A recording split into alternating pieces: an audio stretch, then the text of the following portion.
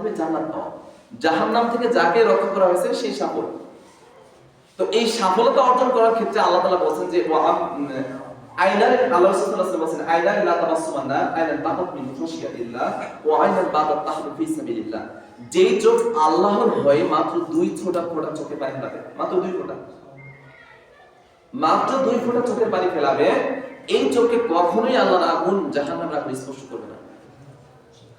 এখন আপনার উদ্দেশ্য আজকে আপনার কাছে যে প্রশ্ন রাখতে চাই সেটা হচ্ছে এই, আপনি নিজে আয়নার সামনে দাঁড়িয়ে নিজেকে বলবেন যে আচ্ছা আমার চোখ, আমি কি নিজেকে তোমার প্রতি জাহান্নাম থেকে রক্ষা করতে পেরেছি? এক জায়গায় না বসে আপনি পাশাপাশি বসেন, এক জায়গায় বসে আমাদের শয়তান লাগবে।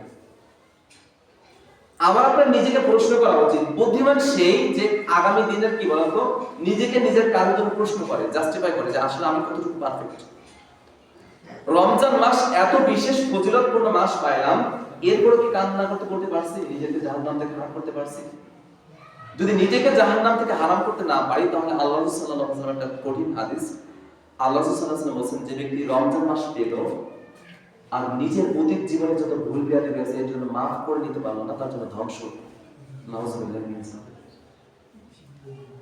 যে রমজান পেল 11 মাস পরে একটা রমজান পেল, 11 মাসে যত ভুল বিয়াদবি হয়েছে এই ভুল বিয়াদবের মাসুল এই মাসে কান্নাকাটি করে যে মিটিয়ে নিতে পারলো না, তার মতো হতভাগা, তার মতো ধ্বংসশীল আর মানুষই নেই।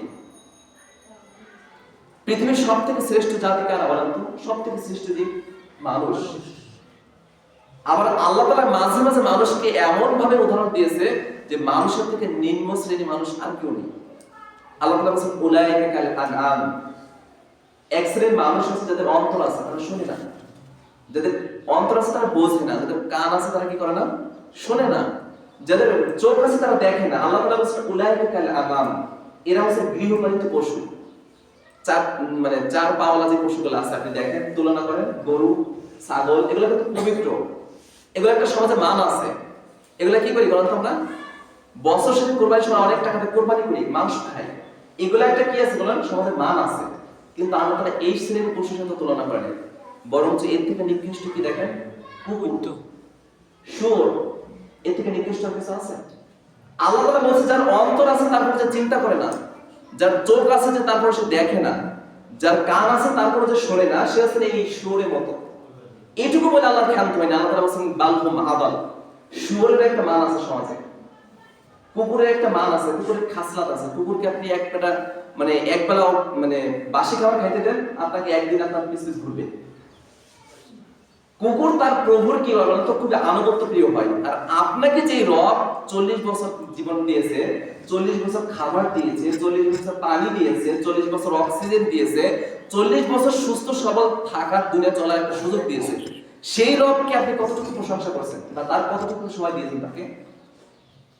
আজকে রমজান মাস, আপনি এত 40 বছর পাওয়ার পরে যেহেতু আল্লাহর কাছে ফিরে আসেননি, যার কারণে আপনি যাতে ফিরে আসতে পারেন, আমি যাতে ফিরে আসতে পারি, এই কারণে আল্লাহ তাআলা একটা মাস, বিশেষ মাস দিয়েছে, যে মাসে শয়তান নেই।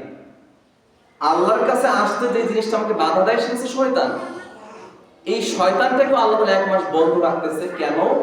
যাতে করে আমরা আল্লাহর কাছে ফিরে আসতে পারি। এখন আপনার কাছে প্রশ্ন আমার, সেটা হচ্ছে এই রমজান মাসে আজকে 9টা রমজান চলে যাচ্ছে, আপনি কি কখনো হাত তুলে আল্লাহর কাছে কান্নাকাটি করতে পারছেন যে আল্লাহ আমি আমার পাপের জন্য লজ্জিত, আমি আমার পাপের জন্য, ভুলের জন্য লজ্জিত, আমাকে তুমি ক্ষমা করো? কখনো কি নিজের ভুলের জন্য একটু সামান্যতম অনুতপ্ত হতে পেরেছেন? যদি না হতে পারেন তাহলে একটা জিনিস, সেটা কি বলুন তো? আপনার আমার মাঝে অহংকার। অহংকারই শুধুমাত্র আমরা আল্লাহর কাছে ছোট হতে বাধা দেয়। আমার অহংকার, আমি আল্লাহর কাছে কি করতে পারি না? ছোট হতে পারি না। জীবনে দেখেছেন কখনো মানুষ ছোট হলে সে আসলে নিচে নেমে যায়? বরঞ্চ দেখবেন আপনি সমাজে কিছু মানুষ আছে যারা শিক্ষিত মানুষ, তারা সবসময় ছোট থাকতে চায়। দিন শেষে আমরা তাকে কি করি? সমাজের উপরে উপরে উঠে ইসলামে উঠাই দিই। ঠিক তেমনি ভাবে আপনি যদি আল্লাহর কাছে ছোট হন, কিয়ামতের মাঠে সবার সামনে আল্লাহ তাআলা আমাকে আপনাকে পুরস্কৃত করবেন।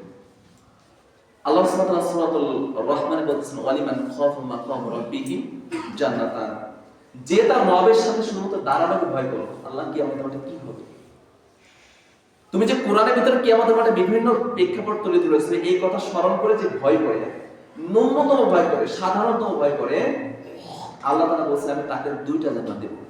সুবহানাল্লাহি ওয়া বিহামদিহি ওয়া সুবহানাল্লাহি। 2টা জান্নাত।